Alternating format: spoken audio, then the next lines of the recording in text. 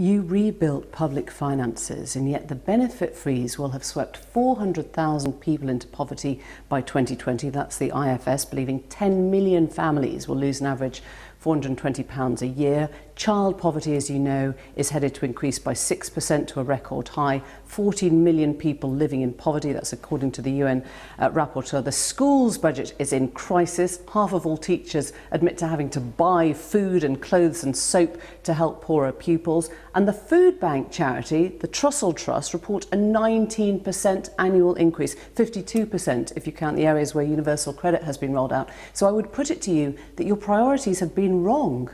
No, well, I wouldn't accept that. The schools budget, for example, is at a record high, £43 billion. Why are teachers having to take money out of their whole pockets then to fund pupils' food and clothes? Forward projections of poverty are notoriously unreliable. What I can tell you is that child poverty today is lower than it was in 2010. Now, that is not to be complacent. We've gone through a period when we have had to make some very, very difficult decisions, and we have had a freeze on benefits. That will end next year. Benefits will start to rise in line with the cost of living. You've got nearly 20% annual increase in people's use of food banks over the last year. That's not a projection, that's a reality. The key to sustainably improving people's standards of living is getting them into work and then moving them up the income curve by increasing their skills and getting them to move into better paid jobs.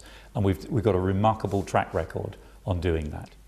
Do you accept, however, that Jeremy Corbyn has moved the dial on this, that he has been more alive to more people's genuine worries about public services, even if you think he's dangerous or if you think he's insubstantial, or whatever your political view of him?